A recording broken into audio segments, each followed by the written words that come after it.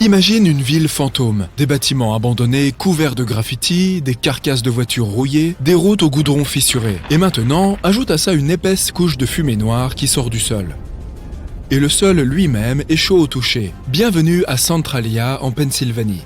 C'était un endroit animé dans les années 1800 et jusque dans les années 1960. Ces riches mines de charbon ont attiré beaucoup de gens pour y travailler et y vivre. Mais en 1962, l'une de ces mines a accidentellement pris feu et un incendie a commencé à se propager sous terre. Le charbon est un combustible à combustion lente. Donc, les citoyens ont continué à vivre paisiblement pendant presque 2 autres décennies, jusqu'à ce que l'incendie commence à ronger la ville par le dessous.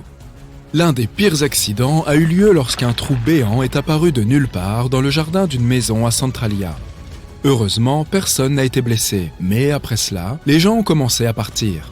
Au cours des 30 années suivantes, presque tout le monde a déménagé. En 2020, 5 personnes y vivaient encore. Mais à part cette poignée d'irréductibles, Centralia est bel et bien une ville fantôme. Les bâtiments abandonnés qui s'écroulent et les routes fissurées n'en sont qu'une petite partie. L'élément le plus inquiétant de cet endroit est la fumée qui s'échappe du sol par les fissures.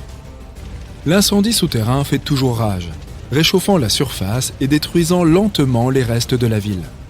D'ailleurs, c'est ce qui a inspiré la célèbre ville fictive de Silent Hill. On estime que le brasier durera encore 250 ans, et d'ici là, il n'y aura plus que des terrains vagues brûlés dans la région. Si tu as peur des insectes, alors l'endroit suivant est probablement ton pire cauchemar. Les grottes de Gomantong en Malaisie pourraient être l'un des endroits les plus pittoresques du monde, s'il n'y avait pas leurs habitants. Tout d'abord, il y a les chauves-souris. Plus de 2 millions de ces animaux vivent dans les vastes étendues des grottes. Elles sont facilement effrayées, mais ce n'est pas forcément une bonne idée de leur faire peur. Imagine des millions d'horreurs ailées volant vers toi en panique. Deuxièmement, il y a des cafards. Et si le nombre de chauves-souris est plus ou moins déterminé, les cafards qui grouillent sur les sols et les murs des grottes sont impossibles à compter. Ils sont si nombreux que tu ne pourras pas faire un seul pas sans qu'une douzaine de ces bestioles ne rampent le long de tes jambes. Enfin, si tu réussis à ne pas crier à cause des cafards et à ne pas réveiller les hordes de chauves-souris, tu seras peut-être récompensé par d'autres merveilleux habitants des grottes. Il s'agit notamment de serpents, de scorpions et de mille-pattes géants venimeux.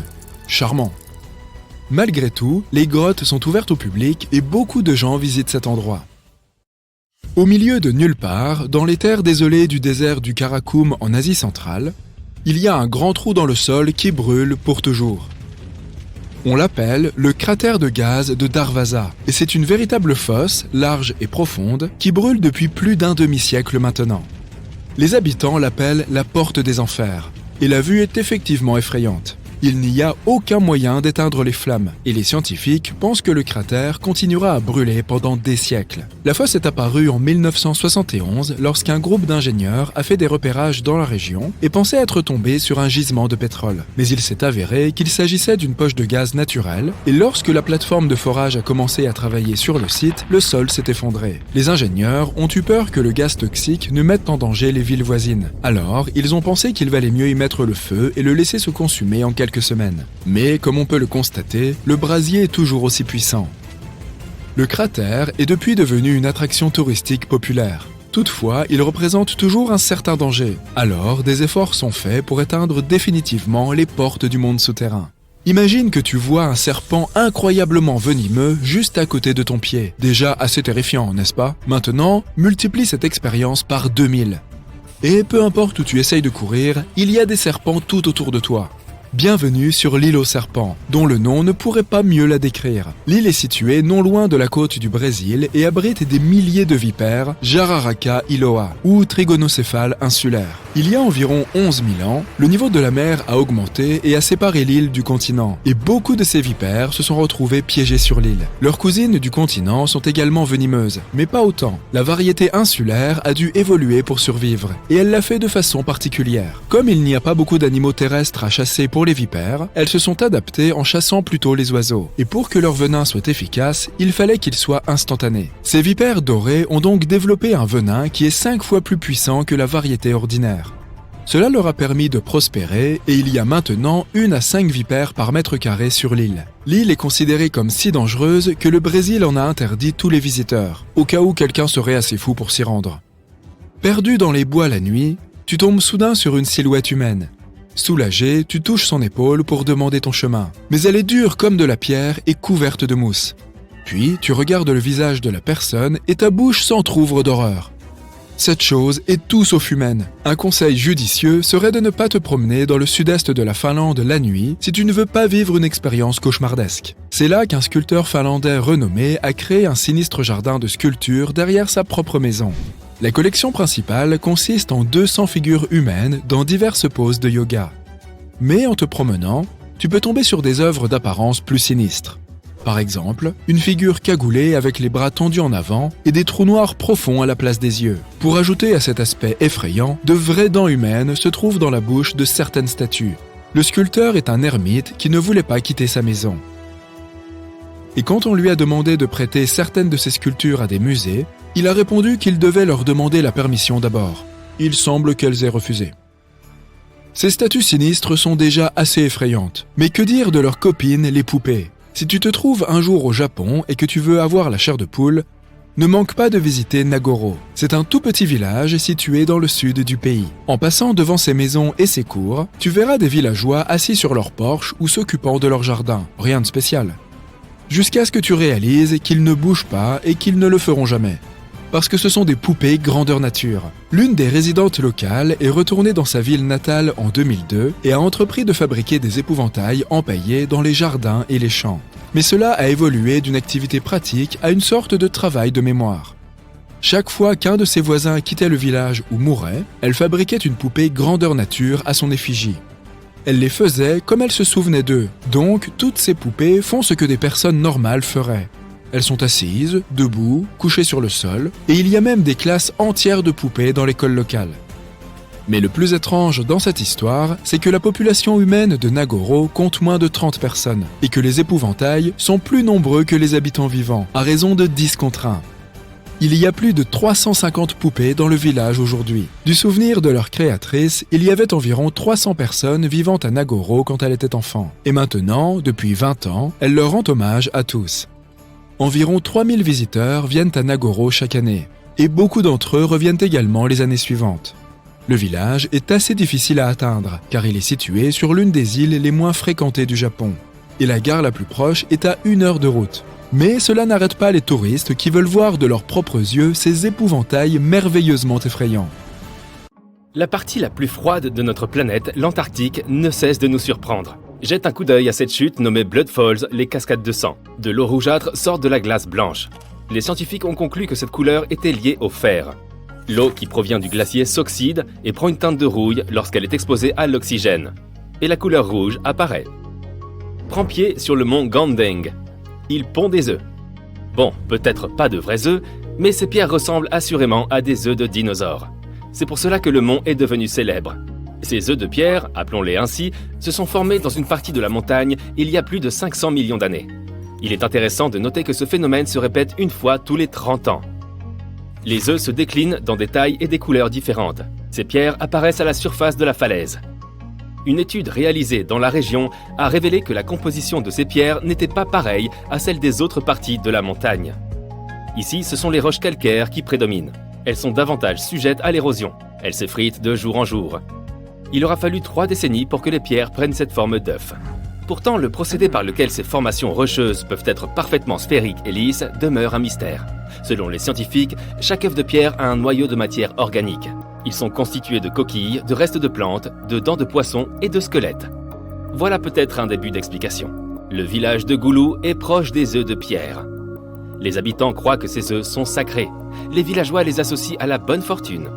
En fait, presque chaque famille en a un dans sa maison. Malheureusement, il ne reste qu'environ 70 œufs. Alors, si tu veux les voir, il vaut mieux te dépêcher. La structure de Richat est un phénomène géologique de forme circulaire, situé dans le désert du Sahara, près de la Mauritanie. Elle est constituée de roches en plusieurs couches, et celle-ci ressemble beaucoup à des anneaux. Pas étonnant que cette structure unique ait attiré l'attention de la NASA.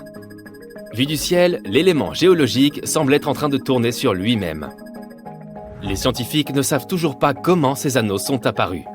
Certains disent qu'il s'agit de l'impact d'un astéroïde, d'autres pensent qu'il s'agit d'un processus géologique naturel. Pour eux, la structure de Richat est un dôme rocheux érodé et surélevé. Les géologues la classent souvent comme un dôme anticlinal. Les scientifiques ont découvert que les roches du centre sont plus anciennes que les roches extérieures en forme d'anneau. Il semblerait donc que les pierres aient été érodées jusqu'à former des couches de roches plates. Quoi qu'il en soit, il n'y a pas d'explication valide à ce phénomène. Et ce mystère du Sahara, long de 45 km, n'est toujours pas résolu. Le numéro 4 est Rapa Nui, ou Isla de Pascua. Mais je te parie que tu la connais comme l'île de Pâques. Oui, elle a 3 noms. Elle a été découverte par Jacob Roggeveen, qui n'avait en réalité aucune intention de chercher cette île. Il a juste débarqué là par hasard un dimanche, et c'est de là que vient son nom. Jacob recherchait en fait la Terra Australis, et soit dit en passant, ce n'est pas l'Australie. Celle-ci n'a jamais existé, et ce n'était qu'un continent hypothétique. De plus, il voulait jeter un coup d'œil à la terre de Davis, qui aurait été aperçue dans le passé par Edward Davis, le pirate, et non Edward Davis, le saxophoniste. Jacob n'y est pas parvenu non plus, bien que personne n'ait jamais vu cette île, à l'exception du pirate Davis lui-même. Il n'a peut-être pas réussi à découvrir les terres qu'il voulait, mais il a découvert l'île de Pâques à la place. Cette île est un territoire particulier du Chili, situé dans le sud-est de l'océan Pacifique. Elle figure sur cette liste parce que près de 1000 statues de pierre, appelées moai, ont été découvertes sur place. Elles ont été créées par le peuple Rapa Nui.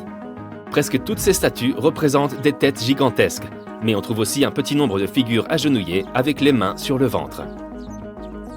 Chaque statue représente des chefs ou d'autres membres importants de la société de l'île de Pâques. Pour sculpter ces statues, les habitants ont utilisé des pierres volcaniques qui avaient été ramollies. Le prochain arrêt est la porte de l'enfer. Oh, ne t'inquiète pas, c'est juste la façon dont les gens ont baptisé le cratère gazier de Darvaza au Turkménistan.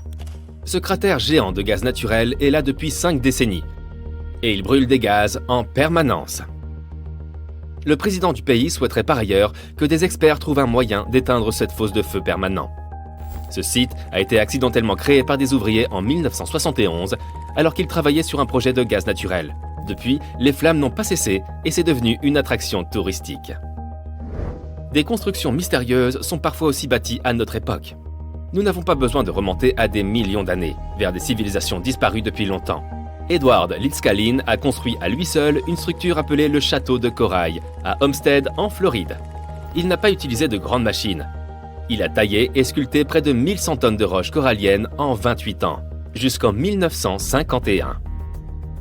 C'est un véritable mystère de comprendre comment il a réussi à accomplir cela tout seul. Lidscalin a sculpté la roche sédimentaire en différents objets, tels que des murs, des tables, des chaises, une fontaine et un cadran solaire. Il y a bien sûr une légende derrière ce mystère.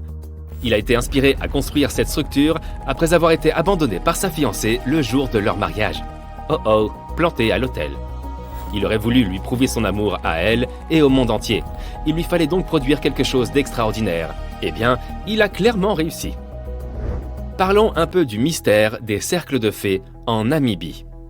Il existe des millions de taches circulaires sur des centaines de kilomètres, dont le diamètre varie de 3 à 20 mètres. On les appelle les cercles de fées parce qu'ils ont l'air d'avoir été créés par des fées ou par une créature d'un autre monde. Il s'agit essentiellement de terre de forme ovale entourée d'herbes. Il existe de nombreuses croyances locales qui entourent la création de ces marques. Pourtant, la science dit tout autre chose. Depuis des décennies, les biologistes et les mathématiciens sont perplexes quant au mystère des cercles de fées namibiens. Il existe plus d'une théorie pour expliquer ce phénomène. Voici une théorie populaire. Comme l'eau est limitée dans le désert, les plantes se font concurrence pour accéder à celle-ci. Certaines plantes s'étendent et prospèrent dans une parcelle. Mais les plantes plus petites, situées à proximité, ne peuvent pas obtenir l'eau nécessaire pour survivre. Au final, une partie de la végétation disparaît. Et les autres restent en bordure de la parcelle. C'est pourquoi elles forment des écarts si réguliers. Et si je te disais qu'il existe une colline dans la ville de Leh, en Inde, où au lieu de rouler vers le bas, les choses montent? Il s'agit d'une illusion d'optique. La route semble gravir une colline à cause des paysages alentours. Pourtant, la route descend en réalité. Ce genre de phénomènes sont appelés côtes ou collines magnétiques. Les explications scientifiques varient. La théorie la plus courante affirme que la colline possède une force magnétique si forte qu'elle peut attirer les voitures qui se trouvent dans les environs. Que dirais-tu de voir des rochers enflammés? Yanartas s'étend sur une superficie de plus de 3 km². L'endroit est situé sur une montagne rocheuse dans le sud-ouest de la Turquie, près de la ville de Sirali. Yanartas doit son nom à son apparence. Il signifie littéralement « pierre flamboyante ». Les roches brûlent depuis au moins 2500 ans. Et elles continueront probablement à brûler pendant les prochaines décennies. La montagne où se trouvent les roches est un volcan inactif. Elle est donc parsemée de minuscules fumerolles qui libèrent des gaz comme le méthane. Ce gaz s'enflamme lorsqu'il entre en contact avec l'oxygène et crée cet effet flamboyant. Ah, et d'ailleurs, à l'époque, les marins utilisaient ces flammes comme un phare naturel, car elles sont très proches de la côte. Aujourd'hui, il s'agit plutôt d'une attraction touristique. Les randonneurs l'adorent aussi. Maintenant, marche sur le lac Abraham gelé, au Canada. En hiver, l'eau gelée se remplit de bulles de glace. Cela semble magique, mais ces orbes blancs ne sont pas si sûrs. Ils sont composés de gaz méthane inflammable. La beauté peut être trompeuse. L'image suivante provient de Racetrack Playa, dans la vallée de la mort, aux États-Unis. Il s'y trouve un lac asséché où les rochers se meuvent. Ces roches étranges semblent avoir été poussées ou traînées par quelqu'un ou quelque chose. Elles laissent à la fois une trace et un mystère derrière elles. Mais on comprend aujourd'hui la force qui se cache derrière tout ça. Surprise, c'est le vent. Et un peu de glace. Les scientifiques affirment que le vent pousse les roches pendant les brèves périodes où le sol est couvert de glace. Je ne peux m'empêcher de remarquer que beaucoup de choses mystérieuses sur la Terre impliquent des pierres et des rochers. Ou du méthane. Et toi, lequel de ces phénomènes est ton préféré ?